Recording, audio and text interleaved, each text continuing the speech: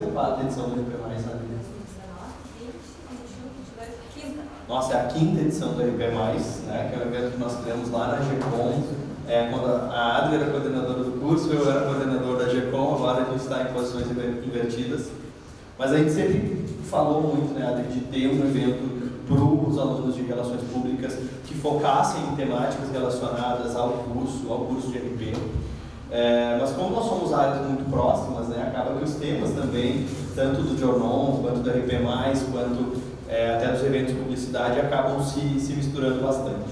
Então hoje a gente dá início agora à quinta edição do RP+. Acho que todos vocês, eu não preciso me apresentar, talvez. Tem gente da administração. Tem gente da administração. Então eu sou o professor Ali, sou coordenador dos cursos de Relações Públicas e de Jornalismo. A minha turminha de texto para comunicação, inclusive, está aqui. Eu prometo que eu vou postar a nota das provas em algum momento. Né? Não vamos fixar uma meta, mas quando a gente atingir, a gente dobra a meta. Tá bem? E hoje eu tenho um prazer enorme de receber aqui no RP+, para conversar com vocês, a Soraya Ana. Ela é jornalista empresária. Tem trabalhado já há alguns anos, né, em construção de imagem pública. Ela participou da gestão de comunicação de 4 governos aqui do estado do Rio Grande do Sul, então tem uma vivência de comunicação política super importante, trabalhou na Assembleia Legislativa também, coordenou a assessoria de imprensa do Banrisul, né, um dos principais bancos aqui do nosso estado, o Banco Estatal, e hoje ela é sócia-diretora da Critério e comanda o atendimento de ações estratégicas para empresas e instituições. Na trajetória dela, ela tem acumulado uma grande experiência em gestão de crise, inclusive com metodologia própria, né? E hoje a gente vai falar especificamente sobre esse tema. Então, recebam com um aplauso, por favor, Soraya Ana.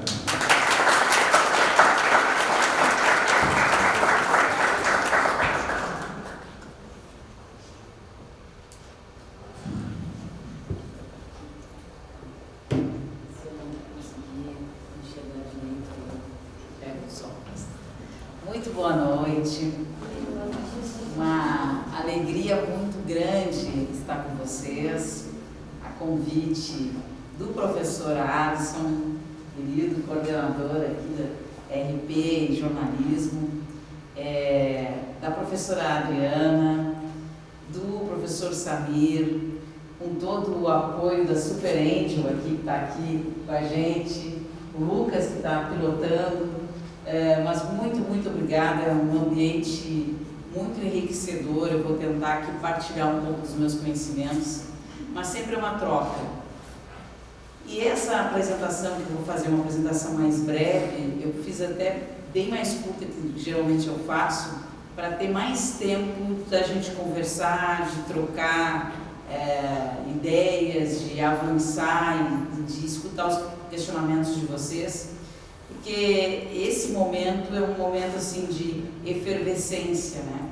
Todo mundo está com teorias daqui, dali, vivenciando, alguns de vocês já fazendo algum curso, trabalhando, outros ainda na expectativa.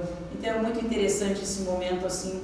Vou tentar inspirar vocês para dizer que vale a pena seguir esse caminho. E quem não for da comunicação é algo que está em todas as outras matérias e cadeiras. A gente está falando de gestão de crise. Gestão de crise, a gente está falando da administração, a gente está falando do mundo de negócios, a gente está falando de tudo. A professora Vanessa também, agradecer. Então é muito importante isso, porque cada vez mais a gente precisa estar atento a sinais, porque planejar, organizar sempre vai fazer a diferença na vida de vocês. Vamos começar então falando da apresentação, que é o que fazer ou não fazer, né, numa gestão de crise. Que o Alisson já fez a gentileza de me apresentar. Se eu falasse um pouco, eu ia fazer, para ter uma ideia, assim, as coisas da vida, né? Eu estava me encaminhando para fazer medicina. Cheguei a passar no vestibular de medicina, mas troquei de ideia não, eu me apaixonei pela comunicação, porque no intervalo lá de chamado, não chamado do curso, eu ajudei um amigo que seria candidato a prefeito lá na minha cidade, no interior, e ele disse assim, eu preciso de alguém que me organize aí, que coordene a parte de comunicação, porque tem a questão do rádio, e é obrigatório esse ano. Olha, gente, vocês provavelmente nem eram nascidos, eu estou falando isso dos anos, que ano? 92, faz tempo. E aí, me envolvi com aquilo, achei o máximo, gostei tanto. Uma amiga minha que era dentista, que era secretária de saúde lá do município, disse, Sônia, larga essa vida de querer fazer medicina, teu negócio é comunicação. Eu digo, será, Cíntia? Tenta, vê se não é por aí. Eu tenho convicção que o teu caminho é esse.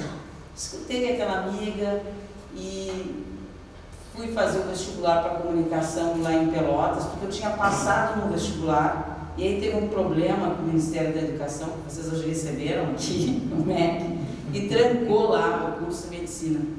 E aí eu fiz o vestibular de comunicação, segunda opção medicina. Eu digo, vai aqui, né? É um monte de ideia. Isso foi lá em Pelotas. Eu tirei o número 49 na classificação geral. Aí meu amigo estava fazendo a matrícula, me ligou e disse, é o seguinte, como tu tirou o número 49, se tu quiser a tua segunda opção, que é medicina, pode fazer. Eu disse, não senhor, eu quero fazer agora jornalismo, e seja o que Deus quiser.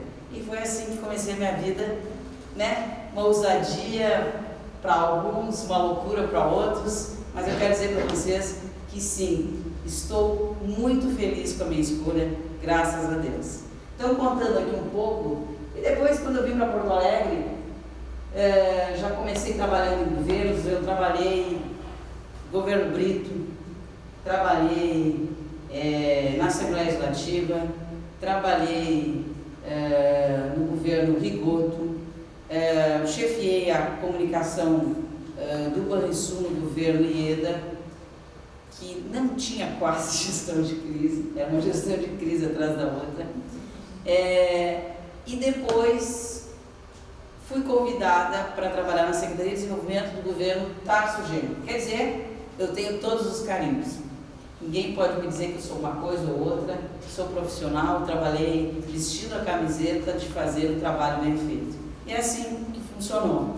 Depois do período de público, eu pensei assim, poxa, acho que eu já contribuí bastante aqui, 2 filhos, não sei se eu tenho que fazer um momento sabático, dar uma parada. Aí minha parada foram 3 dias, que no 4º dia eu já fui fazer um novo projeto, convidei uns amigos para fazer junto, eu disse, não vou fazer sozinho, vou fazer junto.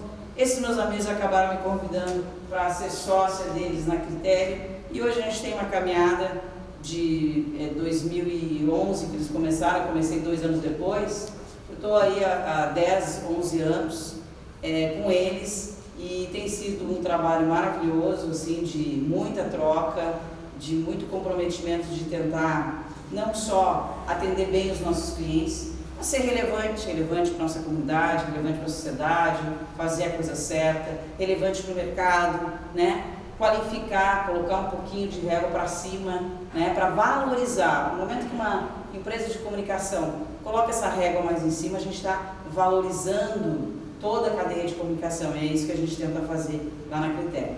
Mas vamos ao que interessa. O que é crise e o que não é? Aí a gente começa falando assim, né? Emergência não é crise. Crise é uma ruptura com a normalidade, sempre implica uma ameaça e tem potencial de afetar a organização inteira. Acontecimentos negativos não representam por si só uma crise, mas a forma como são administrados pode se transformar em crise como uma bola de neve. O que eu quero dizer com isso? Às vezes a gente vive numa bolha que qualquer coisa que aconteça, todo mundo está falando daquilo, parece que é todo mundo. Quantas vezes vocês já ouviram falar que uma fofoca chega dizendo assim, está todo mundo falando sobre isso? Aí tu faz aquela pergunta muito simples, quem é o todo mundo? Né? Eu tinha um chefe, faleceu ano passado, o nome dele era Nelson Proença. Ele era secretário de desenvolvimento, teve várias funções em governos, um cara muito cabeção, assim. E ele dizia assim, tinha uma uma história que ele dizia: Soraya, é o seguinte, a pessoa que mora ao lado do cemitério pensa que toda a cidade está morrendo. Afinal, toda hora chega um corpo, não é verdade? Se toda hora chega um corpo, parece que o mundo está acabando. Então a gente tem que cuidar, realmente ter muita serenidade para entender o que é crise, para não supervalorizar um problema e criar um estrondo maior, levantar o fogo daquilo, né? E também não colocar para baixo do tapete. Sinais que têm que ser tratados. Se não é uma crise, é uma emergência, e a gente precisa tratar com o devido cuidado, porque aquilo mal gestado, mal administrado, pode sim se tornar uma crise. Vamos lá. E aí eu digo sempre uma frase também que eu acho, pode voltar por gentileza. Os grandes navegadores devem sua reputação aos temporais e tempestades. O Piccolo já dizia isso há muito tempo. Quer dizer que a gente se forja, a gente se endurece, fica casca grossa, vivenciando crise, né? Quantas vezes os pais da gente dizem: olha, lá fora tá frio. Não é assim, aqui em casa tá tudo cômodo, tá tudo arrumadinho, mas quando vocês saírem de casa, sentirem a coisa pegar, vai ser difícil. Mas a cada dificuldade, a gente vai se forjando, a gente vai se preparando para a tempestade maior. E assim em qualquer crise, na gestão, na comunicação, na vida da gente. Vamos lá. Antes da crise, reputação. Vocês nunca viram falar tanto sobre isso, né? A todo momento, reputação. Afinal de contas, o que é reputação? Então a gente costuma dizer o seguinte, né? Esse triângulo aqui, a reputação, ela é esse equilíbrio. Quem você realmente é, quem você diz que é, quem as pessoas acham que você é. Quanto mais próximos essas respostas estiverem, nós temos realmente um trabalho de reputação. Parece tão simples, parece tão bobo, mas é bem complexo, porque muitas vezes nos procuram achando: poxa, mas todo mundo diz que eu sou assim, e na realidade não é aquilo. Vou citar um caso assim de uma prefeitura. Geralmente o político chega e diz o seguinte: olha, o meu problema é de comunicação, porque eu não consigo colocar tudo o que eu faço para fora. Parece que é comunicação, sempre é comunicação, gente, a comunicação. E aí a gente vai começando a questionar, conversar, e aí a gente pergunta o seguinte: prefeito, o senhor tem por hábito fazer uma reunião semanal ou quinzenal com o seu grupo de secretários para organizar a agenda da semana, dos atos, como é que está cada obra, saber como é que está o andamento? Não. Não. O que o senhor faz? Eles vão chegando, vão me trazendo as coisas, a gente vai resolvendo. Prefeito, então, passo 1. O seu problema é de gestão. O senhor não sabe, quem não tem na tabela, não tem na organização, não tem controle. Não tendo controle, o senhor tem um problema de gestão. Número 2, como é o seu relacionamento com a Câmara de Vereadores? Lá está 5-2 para eles. A oposição tem 5, nós temos 2. Estou falando uma prefeitura pequenininha.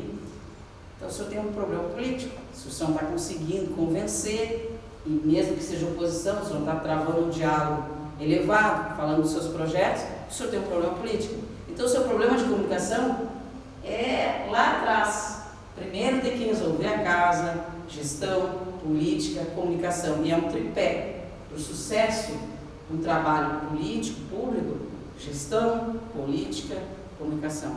Esses 3 caminhando junto, você tem sucesso na sua caminhada. Então, também tem uma outra coisa que eu sempre digo, que é muito importante, e que aí é para empresas, é para todos.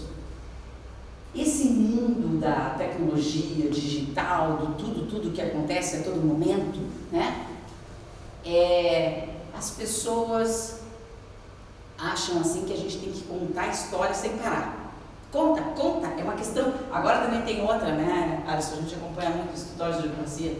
Vira e mexe, agora tem uma palavra da moda, que é o seguinte: é uma questão de narrativa. Tudo é narrativa. Gente, antes da narrativa, tem arregaçar as mangas e fazer. Fazer quer dizer, antes de contar a história, faça a história. Trabalhe, organize, entregue. Isso não é contação. E eu não estou desvalorizando a forma que é adequada da profissionalização de contar bem essa história. Porque contar mal a história é bravo. A gente vê toda hora, de qualquer jeito, feio. A gente sabe disso. Mas antes disso, tem uma questão que chama essência. Fazer de verdade. Para de lacração. Sabe? Olha, aqui, ali, sai arroz de festa. Não, verdade, essência. Fazer a história, entregar de verdade, saber. Aí também dizem, não, mas a gente tem que contar assim, não, mas eu preciso do fato. Qual é o fato? Não, o fato não aconteceu ainda, mas vai acontecer. Então não tem, desculpa, não tem. Isso é uma tentativa de... Então a gente conta a verdade, estamos trabalhando para isso. Diga a verdade, vai funcionar mais. E mais do que funcionar, às vezes até essa contação toda funciona por um período. Mas ali na frente vai dar problema. Então vamos tentar fazer certo, da forma certa. Vamos lá. Atenção, a maior parte das crises vem de erros de gestão, como eu estava falando, problemas relacionados com a administração dos empregados. Quase todas as crises dão sinais de que vão ocorrer. Basta ficar atento a determinados sinais de alerta. O maior erro das organizações da gestão de crise é a falta completa de preparação, avaliação, planejamento, treinamento para situações de crise. Precisa essa profissionalização. Hoje não tem mais para amadores, não há mais espaço para amadores, porque alguém vai. Aí tem essa história assim que as pessoas dizem assim, não, mas agora os cidadãos estão preparados, cada um tem o seu smartphone e pode denunciar o que quer. O problema não é o smartphone, que pode ser super equipado, todo mundo coloca e tal. O problema é quem está atrás do smartphone, como funciona, se ele coloca uma catarse atrás daquilo, que quer denunciar porque está com raiva do mundo, né? Ou quer fazer alguma coisa porque está envolvido com outra situação, interpretações. A gente tem que ter muito cuidado. Nós que trabalhamos com comunicação temos que ter responsabilidade. O que a gente está colocando ali, outra pessoa está olhando, está compartilhando. Cabe a nós ensinar, orientar, educar. E os de casa, e os amigos, e quem não é de comunicação. Poxa, está colocando uma situação ali que não tem comprovação. Não é só dizer é fake news. É mais do que isso. A gente tem que ter responsabilidade. Qual o impacto daquela informação? Eu chequei, rechequei, comentei com um amigo. Não, põe no grupo da família, não tem problema. Puxa vida, depois o grupo da família já se espalhou. Ninguém segura mais. É a galope, você vai. Então, é um pouco disso. A gente tem que ter responsabilidade. Vocês aqui são células de responsabilidade, que estão numa faculdade que fala sobre isso. Então, vocês são olhados, então, não, mas eles estão na Fevale, né? Estão estudando isso. Se eles estão colocando isso é porque tem uma razão. Imagine como tem essa responsabilidade. As pessoas podem parar e pensar assim. Vocês não são mais assim, tá, qualquer coisa. Não, vocês estão vindo da academia. A academia ensina isso, né? Então, essa responsabilidade é muito importante, não é uma coisa vã. Ela impacta. Vamos lá. Aqui um método da crise em 5 passos. Vamos falar rapidinho aqui.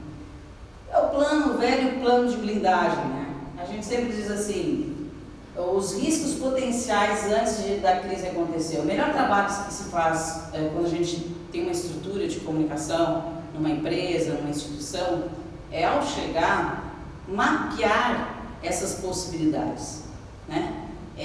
Qual o tipo de risco que tem eu trabalhando numa empresa, numa indústria que trabalha com maquinário? Um acidente, né? Envolvendo um funcionário, né?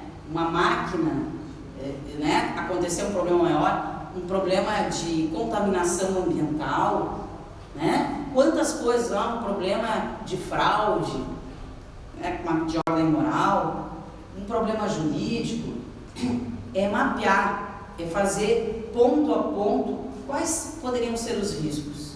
E sabendo quais poderiam ser os riscos, como é que a gente organiza tudo isso de uma forma que estejamos em alerta e ouvindo as pessoas certas e conectando, e como é que está o nosso grau de informação, de transparência nessa fábrica, né? Quem é que repassa a informação, como é que estão os controles técnicos de segurança. E sempre, né, gente, para a empresa, para a instituição, para qualquer coisa, nada é mais importante do que a vida das pessoas. Então esse é o patrimônio maior de uma empresa, de uma instituição, de um governo, as pessoas. O resto é sempre secundário. Vamos lá. Identificar o problema. Quando a crise acontecer, identifique claramente o problema e reúne todas as informações para não subestimar ou superestimar a crise. Como eu falei lá da história do cemitério, é exatamente isso. A gente tem que cuidar para não achar que isso é só uma fofoca, não dá em nada, e aí colocar por baixo do tapete. Outra coisa também que é muito comum, não sei se tem aqui alguém da área jurídica, mas algumas empresas agora que a gente viu aí que trabalharam em grandes crises ultimamente, eu senti que ficaram muito aprisionadas à avaliação jurídica. E isso é um problema. Por quê? Precisa haver equilíbrio. Numa gestão de crise, a melhor gestão de crise que é feita, tem os gestores, tem a área jurídica e tem a área de comunicação profissional. Esses três tem que trabalhar em conjunto. O jurídico, mais a comunicação, mais a gestão. Porque os tempos dos tribunais não são os mesmos tempos da opinião pública. Então isso é muito importante, porque a opinião pública ela julga rapidamente, enquanto os tribunais, né, Ministério do Trabalho, enfim, questões judiciais, né, dependendo da crise, tem os seus tempos, tem as questões civis, tem as questões dos TACs, né, os famosos TACs, os termos de ajustamento de conduta entre as partes, que às vezes são milionários. Isso tudo tem um tempo, mas não pode se colocar de lado a gestão da comunicação e o entendimento da opinião pública. Então, isso é muito importante porque eu tenho visto que algumas empresas que não têm cultura de comunicação, elas pecam um pouco nisso porque entregam tudo para os advogados. E o advogado resolve. E não é só uma questão de advogado resolver. E nem só uma questão de comunicação resolver. É o equilíbrio. É a área jurídica, é a área de gestão, sabe? Tem que ter esse equilíbrio para a gente ter um resultado mais assertivo. Vamos lá. Comitê de crise, né? O comitê responsável por analisar as medidas, planejar, delegar, tomar as decisões sobre comunicados, textos e outras iniciativas. Eu costumo dizer o seguinte, o comitê será responsável por alinhar a mensagem, comunicar de forma transparente. Precisa cada vez mais, e por isso a importância de vocês aqui, muitos de vocês vão trabalhar em empresas, vão trabalhar em instituições, vão trabalhar em governos, enfim. É importante sim cada vez mais profissionalizar, porque numa crise sempre vai ter que ter muita serenidade, vai ter que ter bom senso, informação confiável. É aquela história assim de não ser lento, mas não ser afobado também.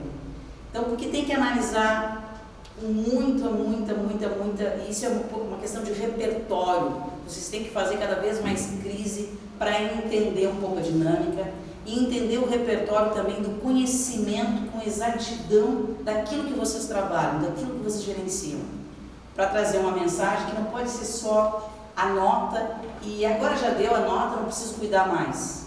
Não, tem a crise, tem o pós-crise e tem todo um trabalho de reabilitação. O trabalho de reputação deveria vir antes da crise, não veio na crise, vamos tirar deste limão uma limonada. E se der certo, quem sabe, um mojito. Eu costumo dizer lá na Critério que eu não saio do limão sem um mojito. Nós temos que ir com tudo para fazer esse mojito.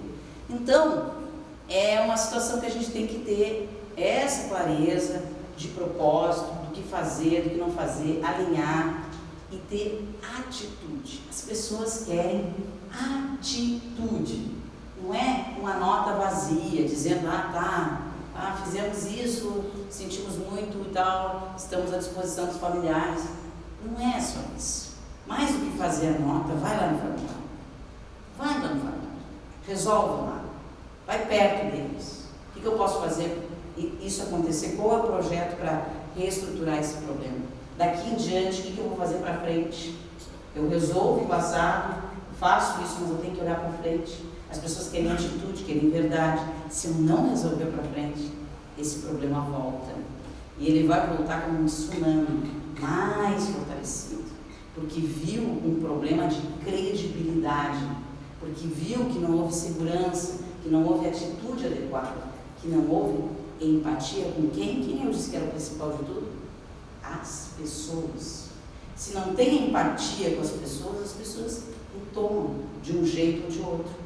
Então a gente, e mesmo fazendo às vezes a coisa toda certa, há um contexto negativo, uma questão política que atrapalha, há várias questões que às vezes não são administráveis.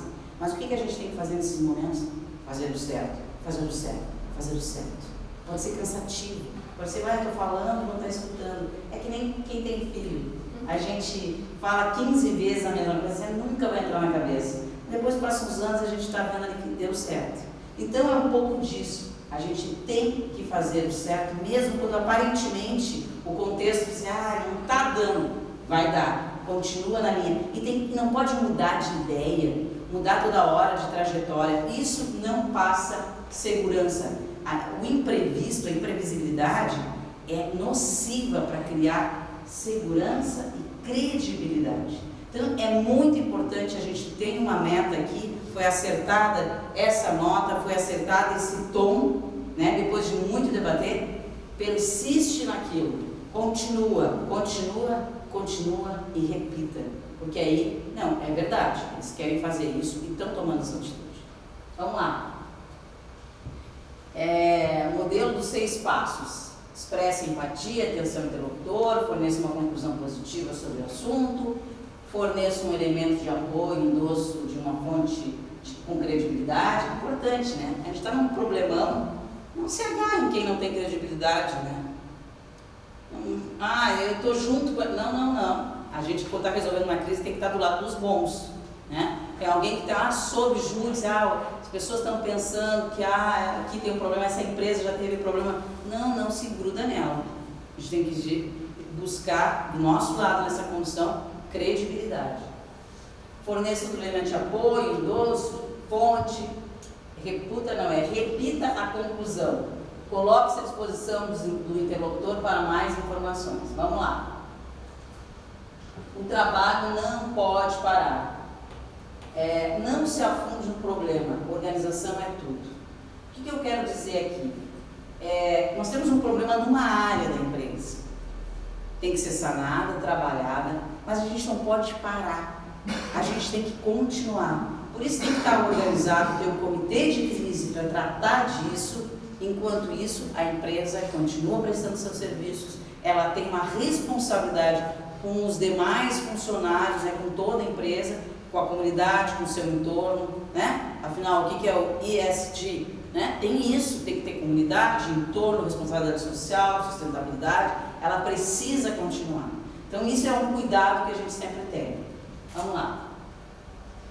Antes disso, eu acho que quando salvou não veio uma nova, eu tinha colocado uma figura de linguagem que eu acho bem interessante, que é o guepardo, né?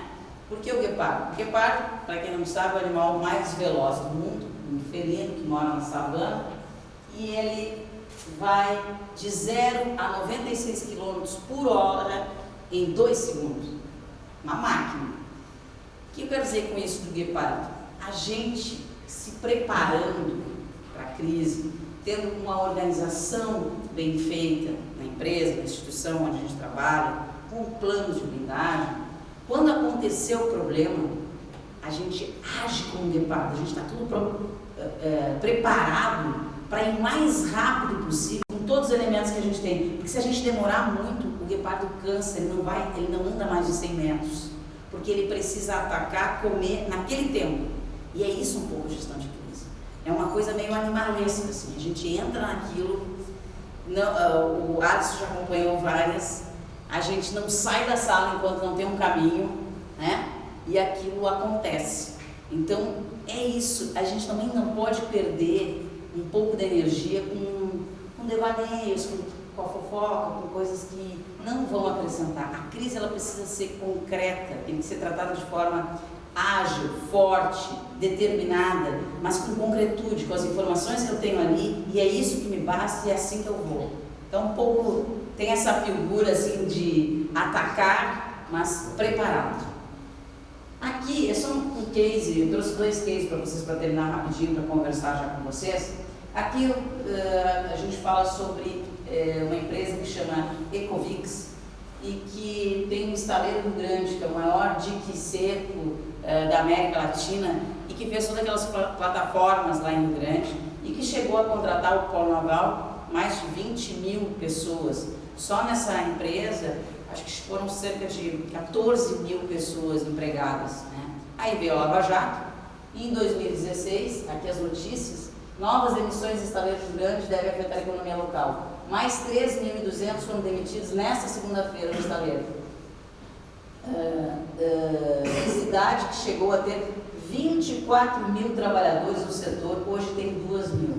2016, auge dos impactos da Lava Jato. O que aconteceu com a Lava Jato? Esses executivos envolvidos com a Petrobras foram presos pela Lava Jato e o governo decidiu, a partir daí, cancelar todos os contratos que tinham com essas empresas no Polo Naval e mandar fazer as suas plataformas na China. Muitas delas nunca voltaram, ficaram no meio do caminho ou demoraram. Então foi uma iniciativa, até em termos de gestão, que talvez era melhor punir os executivos, mas não punir toda uma cadeia. Mas isso é uma visão. A minha visão, eu acho que a questão do emprego, da responsabilidade tem que sempre ser vista. Dilacerou uma cidade. E, claro, quem fez tem que ser punido, responsável e tudo mais. O que aconteceu em 2016, isso aqui? Agora, em 2018, eles tinham que fazer um plano de recuperação. E aí nos procuraram. Olha, nós temos um problema que nós temos que resolver. Entraram com uma liminar, a gente não está conseguindo fazer a Assembleia Geral de Credores. Nessa Assembleia Geral de Credores, a gente vai decidir um plano de recuperação judicial e toda aquela área vai virar sucata, dinheiro público também, e a gente queria fazer um grande trabalho de repercussão na opinião pública para que os desembargadores votassem a favor da nossa Assembleia Geral de Credores para a gente tentar resolver com o plano de recuperação judicial. O que aconteceu? Aconteceu que nós somos contratados e eu disse o seguinte: olha, primeira coisa, é ser muito difícil fazer um trabalho de opinião pública, de repercussão da opinião pública, querendo salvar a tua empresa.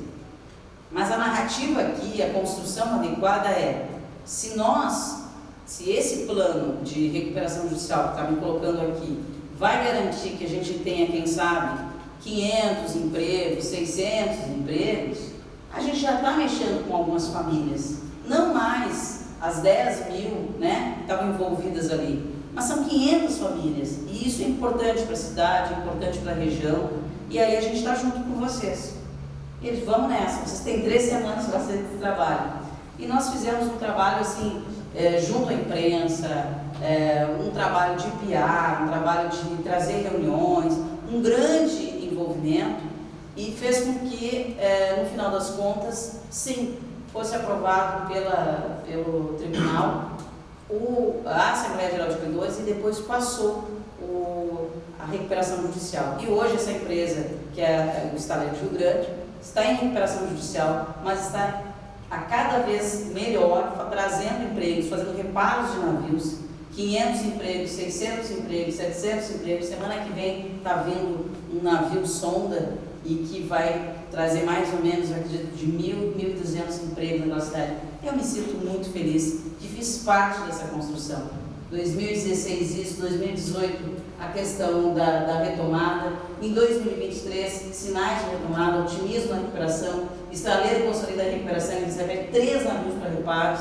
E agora, segunda-feira, esteve lá o pessoal da Petrobras dizendo que o polo naval pode retomar. Claro que tem que ter responsabilidade, não pode ser oba-oba, vai retomar, mas gradativamente é um caminho que a gente sempre tem que pensar que é emprego, né, que é desenvolvimento, e isso é importante para o Brasil e para tudo mais.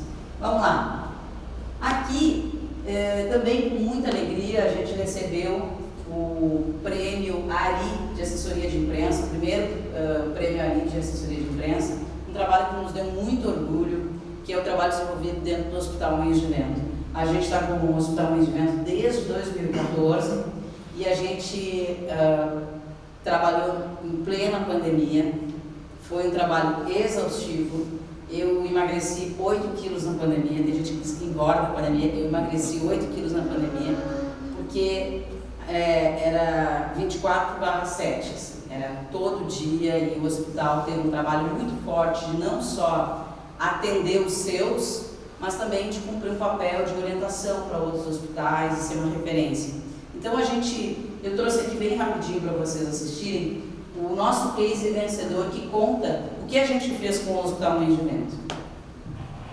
Ele ali, 3 minutos. E esse aqui, depois de fazer uma propaganda aqui do Essência, vale muito a pena assistir também. Mini doc. Só o volume. O coronavírus está forçando a população brasileira. O Hospital Moinhos de Vento, aqui na capital, montou intensas. A primeira morte causada pelo novo coronavírus. De um dia para o outro, como nunca, o imediatismo foi necessário. E a demanda por informações chegou a ser 100 vezes maior do que um dia normal. Mas nós não podíamos entrar no hospital. E tínhamos um desafio imenso, que era de casa, com os recursos disponíveis, comunicar em tempo real o grande volume de conteúdo, dados, novas descobertas e orientar os pacientes e a população. Informação é tão importante quanto todo e qualquer tratamento relacionado à saúde. O trabalho colaborativo entre os canais de comunicação e as assessorias de imprensa certamente nos ajudaram a salvar muitas vidas. Os pacientes da Covid-19 que são internados não podem ter contato com outras pessoas, não podem receber visita, mas para tudo dá-se um jeito. A principal estratégia foi a colaboração. Esse princípio tão essencial foi a base do nosso trabalho. A assessoria de imprensa transformou-se em uma verdadeira agência de notícias. Nós contratamos jornalistas para atuação na retaguarda do atendimento e aumentamos a carga horária dedicada ao cliente. Enviamos materiais prontos, com todas e para todas as mídias necessárias. Ampliamos a nossa rede de contatos e fortalecemos o relacionamento com os veículos. Tendo o online como a base da comunicação, eliminamos fronteiras. O conteúdo produzido abasteceu tanto os jornais do Celeiro e o Diário da Manhã, aqui nos rincões do Estado, quanto a BBC e o Wall Street Journal. Para quem trabalha em televisão foi fundamental, e eu diria que só por causa do trabalho de todas as equipes é que a gente conseguiu mostrar aos telespectadores a difícil realidade enfrentada por pacientes e profissionais da saúde durante a pandemia. Recebemos muitos vídeos, muitas fotos, conseguimos muitos cases com facilidade. O critério ao longo desse tempo sempre conseguiu cumprir a missão de colaborar com o trabalho dos jornalistas que atuam na linha de frente da pandemia. A Critério e o Hospital Moinhos de Vento compartilham os mesmos valores e princípios. Unimos nossas vocações com responsabilidade social e humanismo. O critério foi essencial na preservação da nossa reputação e também na informação da população de tudo que ela deveria fazer nesse momento tão desesperador. O critério, assim como o Hospital Moinhos de Vento, ajudou a gente nesse período a cuidar das pessoas e a salvar vidas.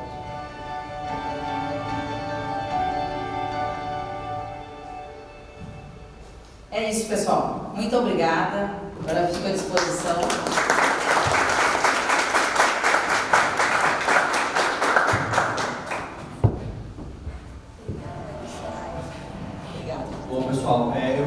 fazendo algumas...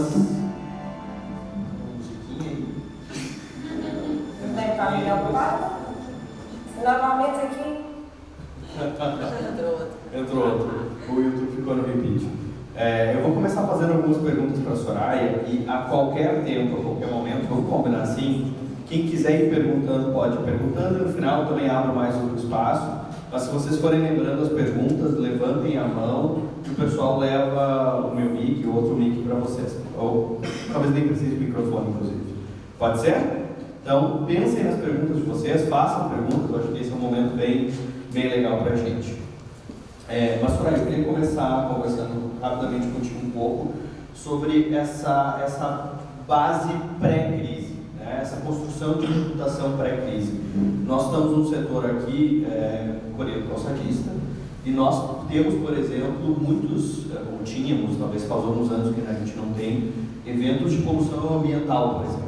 O setor coreano muitas vezes é responsabilizado por mortandade de peixes nos rios Sírios, né? E eu queria que você falasse um pouquinho sobre o trabalho antes que aconteça isso, né? Um setor como esse, que emprega muita gente, mas que ao mesmo tempo é um setor que corre o risco de acontecer. O que um setor como esse poderia fazer muito antes de ter um problema, para que quando ocorresse um problema ele fosse lembrado de outra forma? É bem importante a pergunta, e eu quero fazer até um outro olhar sobre a pergunta, que é o estigma, né, que algumas empresas carregam por questões do passado, né? A gente trabalha com várias empresas que já aconteceram problemas gravíssimos e isso sempre fica carregado. As empresas, por exemplo, só dizem um problema nisso e aquilo aconteceu no passado. Só que para a própria sobrevivência dessas empresas e para a competitividade que ela tem no setor, certamente elas precisaram se qualificar de verdade. E eu sei, pelo que eu conheço aqui das empresas, que elas modernizaram muito, não fazem propaganda disso, mas precisaram se modernizar para enfrentar esse mercado tão competitivo. Então, só para colocar que tem esse estigma que carregam, mas que para elas competirem, para elas serem empresas no mercado global, né, tão competitivo, elas precisaram aprimorar, melhorar processos. E eu acredito muito nesse aperfeiçoamento, porque senão não estariam mais aqui. O mercado, a situação engoliria.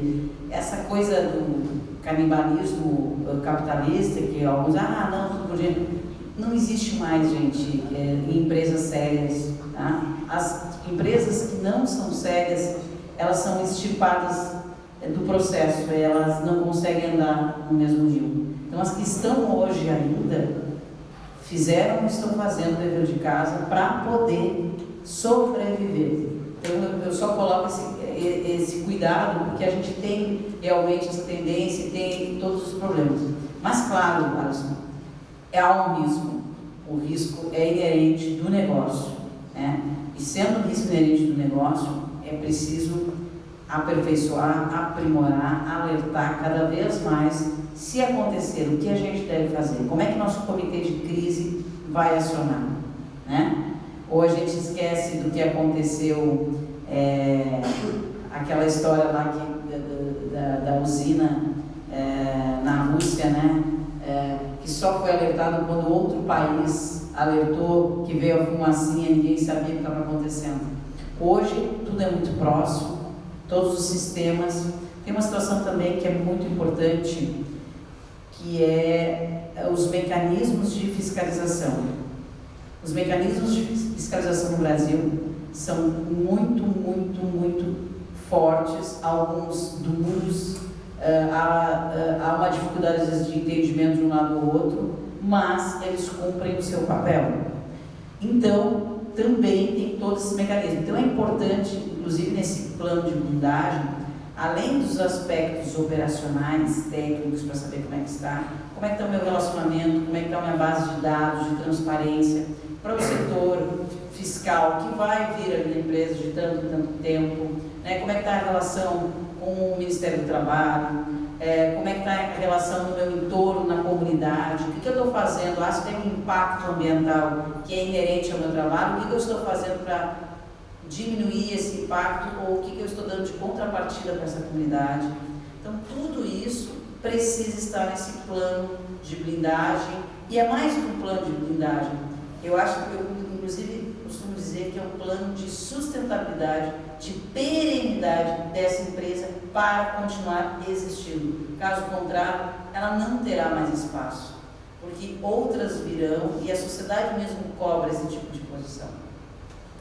Na semana passada eu até estava falando com parte do pessoal que está aqui numa das minhas disciplinas sobre a relação entre assessoria de imprensa e veículos. E no momento de crise, essa relação ela é posta à prova, né? E o que tu falasse um pouquinho, como nós temos alunos de relações públicas e de jornalismo principalmente, dessa relação entre a assessoria de imprensa, os setores de comunicação e as redações, e a relação de confiança que se estabelece em momentos de crise entre esses dois entes. Perfeito.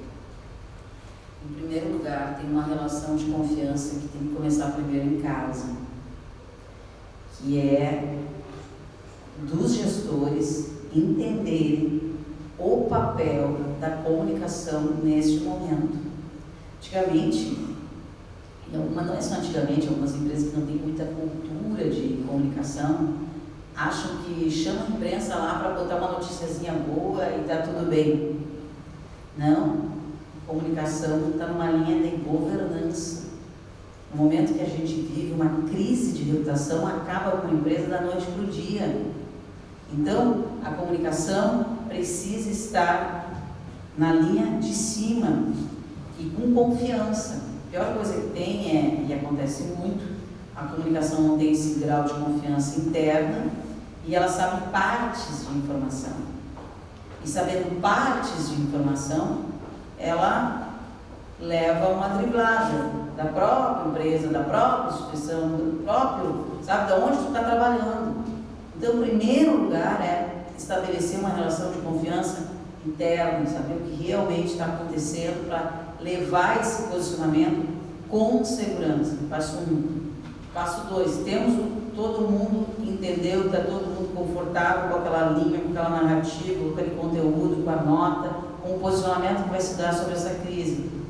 Vai conversar com o veículo, respeito o profissional do outro lado. Ninguém é dono da razão. Ele tem que respeitar e a gente tem que respeitar. Não é porque está no veículo que tem toda a verdade, não é porque a gente está daqui que a gente tem toda a verdade. Então tem que estabelecer um diálogo respeitoso, transparente, buscando o equilíbrio. Às vezes a gente não vai ter. Às vezes o outro lado do veículo, se eu vou botar a notícia assim, não quero saber, e tu tem que me dizer em 5 minutos, eu digo, não posso te dizer em 5 minutos, porque eu tenho que consultar o jurídico, eu tenho que consultar o fulano, eu tenho que encaminhar isso, eu tenho que fazer todos os encaminhamentos prévios, é uma empresa, tem sócios, é uma companhia, está no mercado financeiro, enfim, são muitas variáveis. Então a gente tem que conduzir com segurança, tentar, com empatia, com respeito, mostrar que está se fazendo o melhor possível, mas eu vou precisar de mais tempo, ou eu vou te colocar uma parte da situação, mas no outro dia eu vou te esclarecer mais. Nós estamos tratando com seriedade. Não dá também, o teu problema nem sempre vai ser o meu problema. Eu estou entrando no ar agora, tu tem que colocar agora. Não.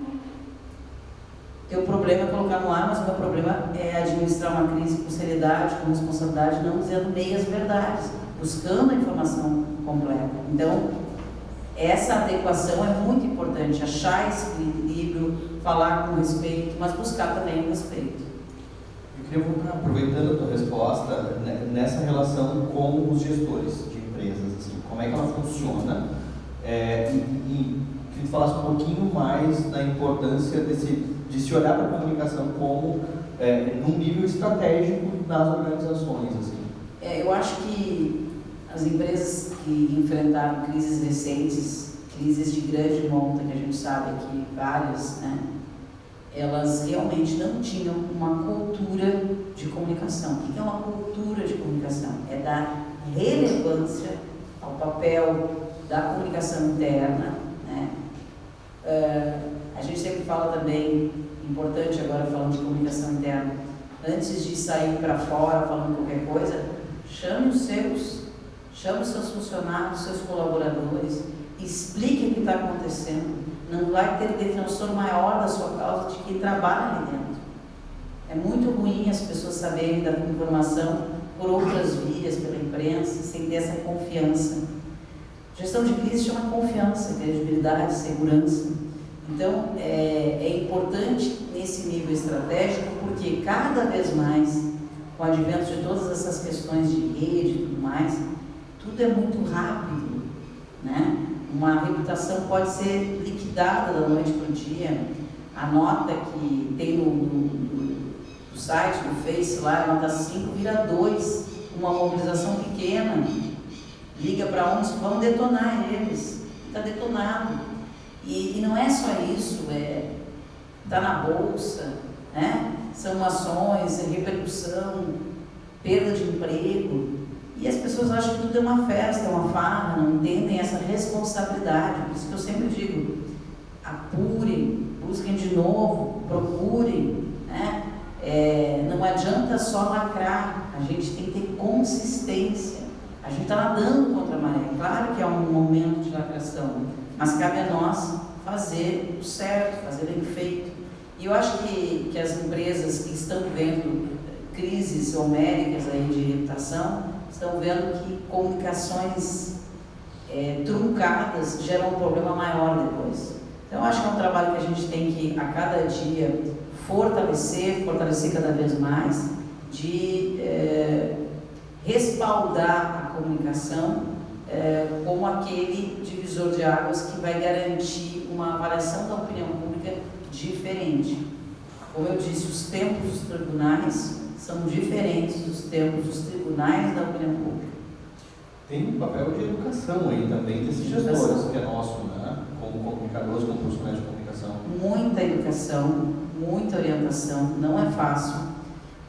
O meu sócio, o Cleber Benvenuto, sempre diz nas suas palestras assim, antigamente a minha mãe sentava na frente do Jornal Nacional e eu via o Cid Moreira e que o Cid Moreira dizia era lei, né?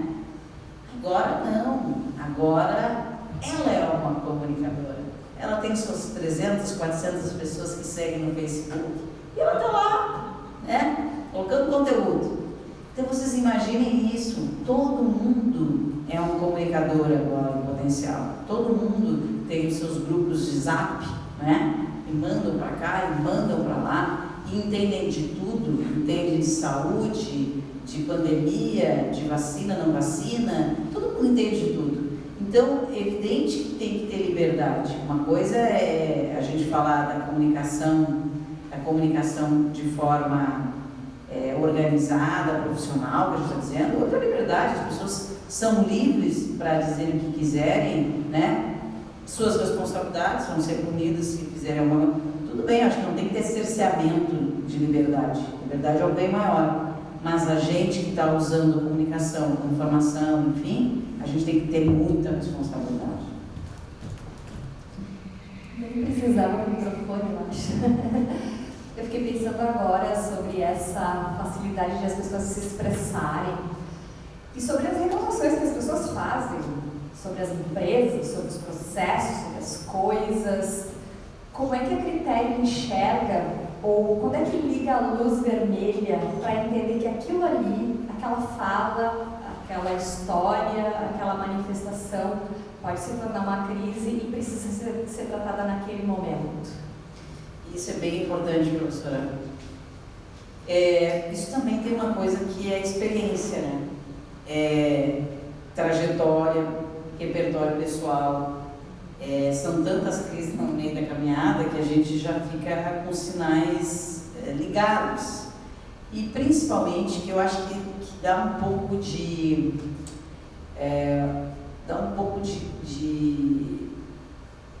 cor curtido, que a gente diz assim. Trabalhar na área pública sempre é muito bom, porque ali a gente vê uma realidade crua, sabe? É muito problema, é muita disputa. Então, tudo isso e o dia a dia a gente começa a ter esse mapeamento claro. E é tão assim nítido que às vezes, muitas vezes, a gente sempre diz que a gente tem que ler as entrelinhas, o que não está escrito. Há mensagens claríssimas que não estão escritas, que estão nas entrelinhas de por que está colocando aquela mensagem. É onde vem o repertório. Quem é aquela pessoa que falou? Qual é a ligação dela com a área política? Essa pessoa fez o que antes, o que ela trabalhava, como é que ela se manifestava, qual é a intenção dela com isso? E às vezes é uma intenção genuína e a gente também não pode ter preconceito. Muitas vezes a gente está trabalhando numa empresa, ali vem uma crítica e a gente, antes de dizer, o que a gente faz agora, vai ter uma crise, a gente lê aquela crítica, passa, conversa com a empresa, isso aqui é verdadeiro. O que a gente pode fazer para resolver isso?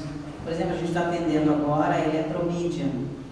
A eletromídia tem a questão dos mobiliários urbanos, né, das paradas de ônibus de Porto Alegre. E aí tinha um problema que aconteceu realmente no meio daquela função, todas as arrumações das paradas, que foi colocado uma placa num lugar onde ficava em cima da ciclovia. Isso atrapalhava a ciclovia, veio através das redes. Eu disse, olha o que aconteceu, não, vamos resolver.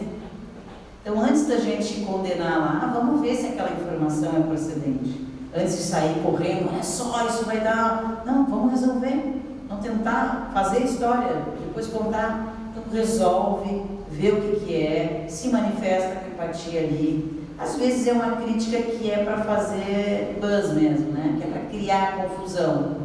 A gente tem que ficar monitorando para ver se responde da forma adequada, se merece, se é só para fazer confusão mesmo. De outro lado, enquanto acontece isso, o que eu posso fazer de positivo para mostrar que a gente trabalha, que a gente não está só vendo rede, enquanto vocês estão provocando aqui, a gente está mostrando serviços. Então, sempre tem que olhar para o positivo. O que eu posso tirar daquela informação, de construir uma narrativa que pare em pé e que mostre sempre que tem alternativa. Muitas vezes a gente trabalha com prefeitos também tem uma crítica aqui, o que a gente vai fazer e tal. E às vezes no meio do caminho, o prefeito muda de ideia, entende aquela crítica e constrói uma alternativa ainda melhor. Que bom, todo mundo cresce. E é assim que a gente tem que ver as coisas. Então, a gente tem que ter abertura. Não dá para ter cabeça dura. Abertura para ver o diálogo, ver o que é, ver muitos cenários. Eu acho que é um pouco assim de abertura mesmo para construir. Tem uma coisa que perpassa a tua fala muito, que é a comunicação que se faz com verdade. Né? Muita gente pensa que comunicação institucional a gente faz floreando a verdade ou maquiando, né? E a realidade é que se você vai comunicar, especialmente nos tempos que a gente vive hoje, algo que não seja muito calcado na verdade, a probabilidade de se tornar um problema ainda maior é gigantesca. Né? Com certeza, porque todo mundo tem muito acesso. Todo mundo vai ter um acesso diferenciado, vai ter um acesso especial, vai saber. Nunca foi, a mentira tem perna curta, é pura verdade. Israel, quer fazer uma pergunta? Primeiramente, quero agradecer a sua presença aqui. Estou um pouco nervoso porque eu adorei a sua apresentação e a maneira como você se porta no palco, eu achei admirável. E minha pergunta é essa, eu quero saber como é que foi para ti, durante todos esses anos da tua carreira, adquirir uma postura diante do palco, de um público como a tua, porque eu achei demais. Eu gostei muito. Obrigada, querida. Lisonjeada pelas palavras. Eu acho que é assim, né? Eu vou contar um pouquinho da história, assim, que eu acho que é um pouco a minha história, pode ser um pouco a história de cada um de vocês. Eu nasci numa cidade muito pequena, chama São Vicente do Sul. Ela fica a 87 quilômetros de Santa Maria, uma cidade que não deve ter 10 mil habitantes.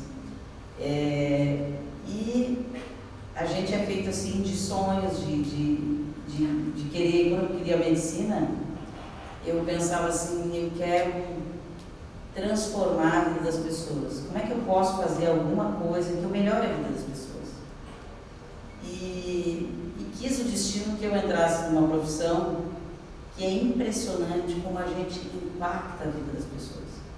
Cada conversa que a gente tem com uma liderança, com um prefeito, com um CEO, por exemplo, o senhor que fez esse depoimento tão lindo no Hospital Moinhos de Vento, com gente tão importante, ou com gente muito simples, muito simples, que te ensina muito, tu entende que a gente é um grão de areia, sabe?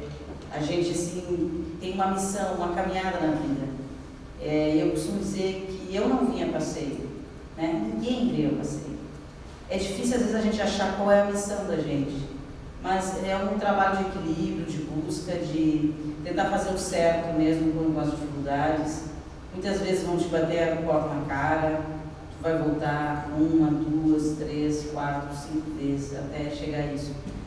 Então eu acho que é um caminho assim que a gente vai entendendo qual é o nosso sentido e desenvolvendo. E essa segurança que vem de saber que a gente está fazendo a coisa certa aqui, que mesmo que eu não saiba tudo de todos os questionamentos de vocês, essa energia de vocês estão me trazendo algo bom. E que bom que eu posso trazer alguma coisa para vocês. Então, te agradeço muitíssimo. Fiquei feliz de te ouvir sobre isso, esse elogio tão generoso. E é genuíno isso. Eu acho que a gente está aqui para se ajudar.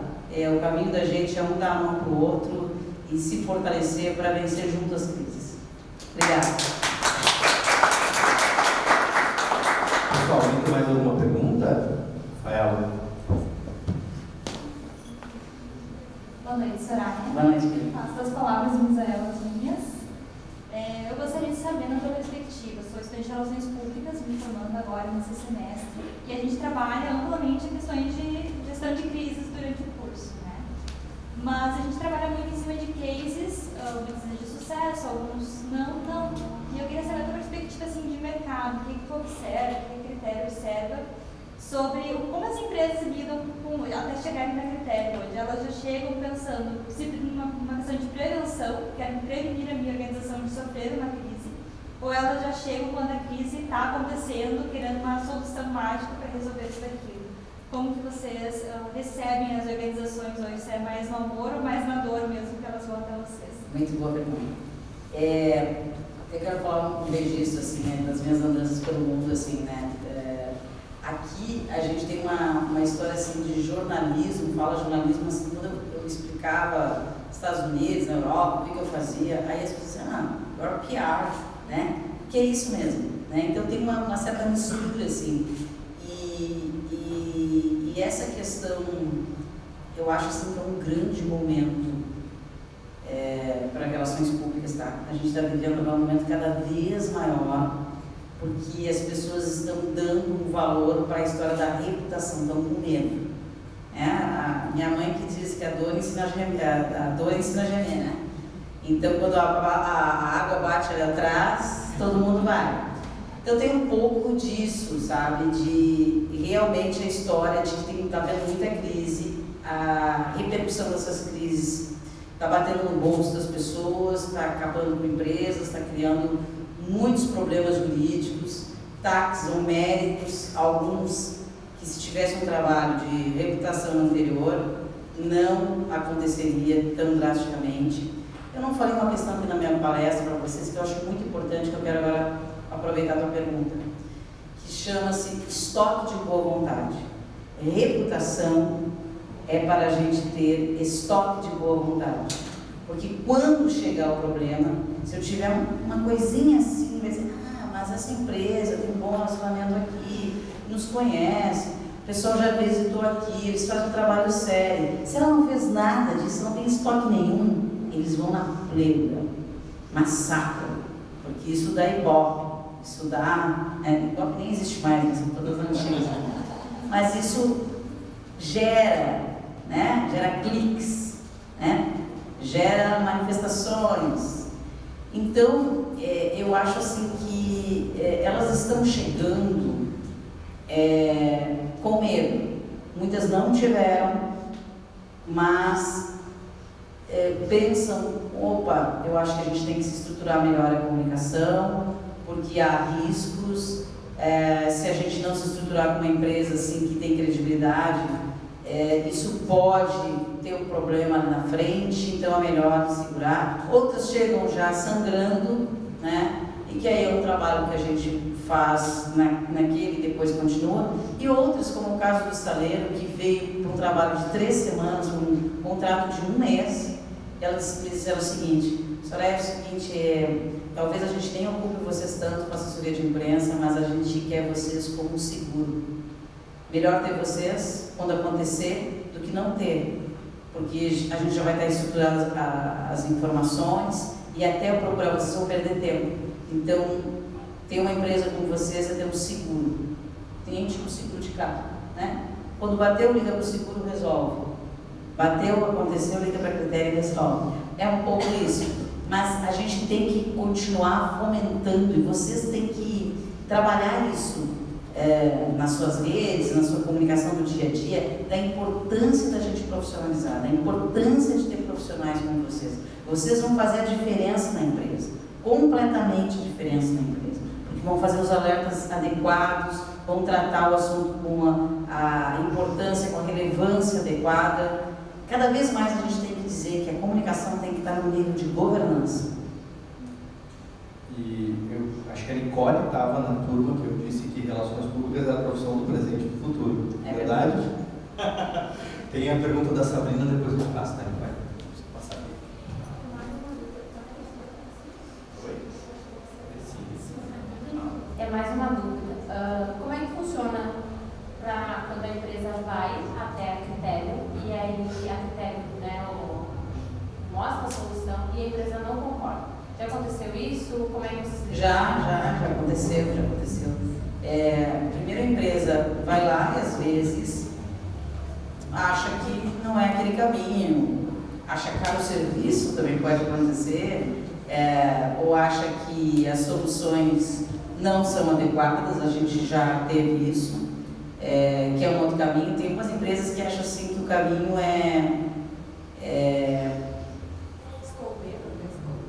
não só esconder, mas tem algumas empresas que engraçadas, são empresas grandes, mas assim, tá, mas e se eu pago uma nota? E se eu pago aquele blog? E se eu pago não sei o que, não resolve? Não. Isso não quer dizer que eu não ache que ela precise fazer investimento publicitário numa questão global. É necessário, comunicação não é só o PR, é a publicidade também, é necessário, tem que ter essa integração, tem que investir, né? E tem que investir no seu entorno. Acho que quando tem um problema aqui, tem que se investir no Grupo Sinos, tem que se investir na realidade local. Não adianta querer dizer assim que aconteceu com algumas aí que eu disse, aconteceu na Serra e fizeram um baita investimento na Folha de São Paulo. Ok, é importante porque ele tem de todo o Brasil, mas não deixa de investir aqui no seu lado, na sua comunidade, né? Então, eu citei um exemplo aqui, porque eu conheço muito, tenho grande admiração pelo trabalho, mas tem outros, mas investe aqui, né? Trabalha aqui, tem essa proximidade aqui. Então, isso é importante nesse sentido. Às vezes acontece. E às vezes acontece da critério não querer o trabalho. E nem precisa dizer o valor. Não. Eticamente, para a nossa reputação, não é bom ter o seu serviço com a gente. Aconteceu? Quer dizer, mas eu não quero saber o valor do seu. Nós também. São escolhas e a gente respeita, o senhor pode procurar outro. Entendeu? Então, às vezes, não adianta, não é uma questão assim, porta de cadeia, entende? E nem estou falando de criminal e tal, mas às vezes questões éticas que a gente tem suspeitas, né? Que a gente acha que tem uma linha que pode ser uma fraude. Não posso botar, porque quando eu estou numa crise de reputação, eu boto o meu nome, o meu patrimônio pessoal. Eu não faço pela metade. Eu pego o telefone, estou falando com quem quer que seja e defendo valendo, porque eu estou convicta daquilo. Eles me fizeram estar convicta daquilo. Se eu tenho dúvida, nem entro. Não sou pessoa de meia, não sou inteira, não sou nada. Então também tem isso. Mas o caminho é esse, vai lá, faz uma apresentação, daí mostra tudo que ela faz, que ela tem. Há uma proposta financeira, como é que vai ser o atendimento, o escopo do atendimento, o que a gente se propõe, né? Tudo direitinho. Vamos avançar? É assim. tem uma dimensão aqui que até me chamou a atenção, né, que eu sempre observo, que é a reputação da empresa que trabalha com reputação. Exato. Que também tem que ser preservada. Exatamente. A reputação da empresa, a reputação da tua história pessoal. Boa noite, Soraya. Sou Nicole, sou estudante de Relações Públicas. Também estou no final do curso, mas primeiro eu vou fazer uma introdução, contextualizar para ver se tu entende para qual caminho eu quero seguir. Relações Públicas, a carreira, ela tem algumas dificuldades, algumas questões. E uma delas é que, às vezes, o mercado de trabalho não reconhece o que é o Relações Públicas, né? Qual o papel das Relações Públicas. É uma coisa que a gente discute bastante assim, durante a graduação.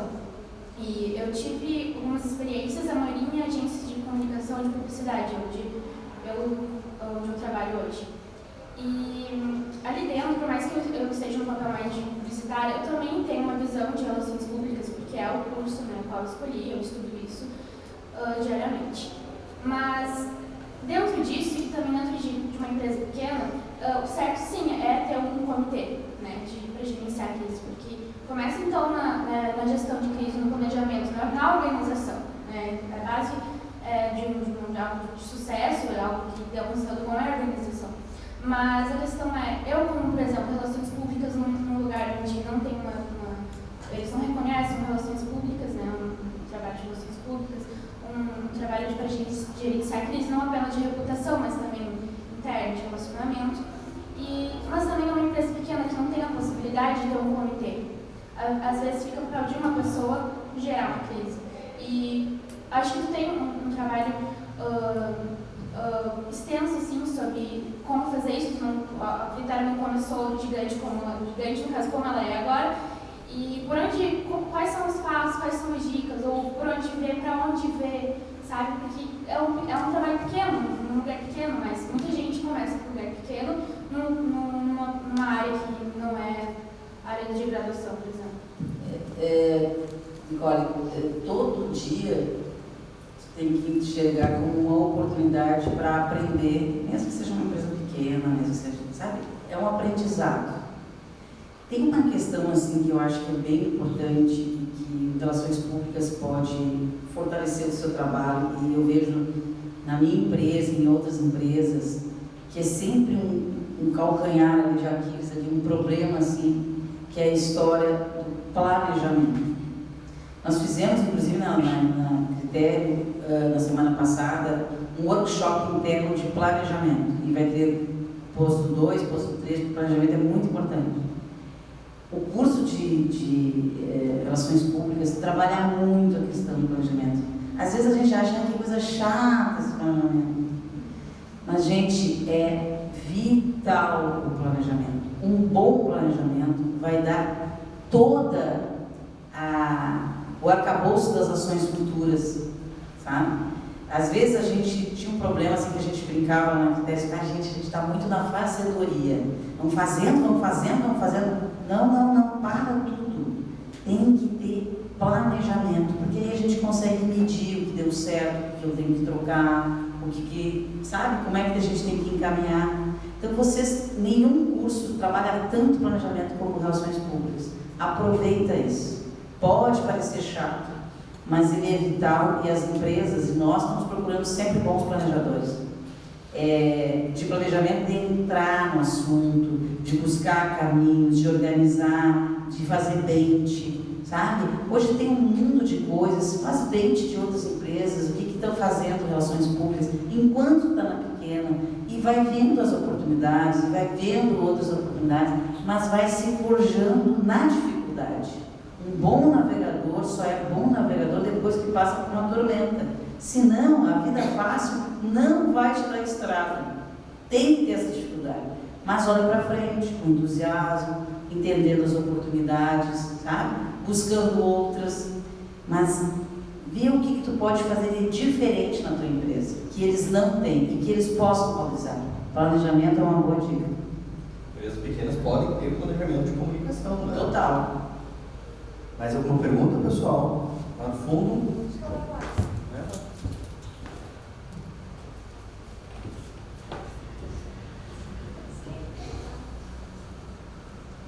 Bem escurinho aqui.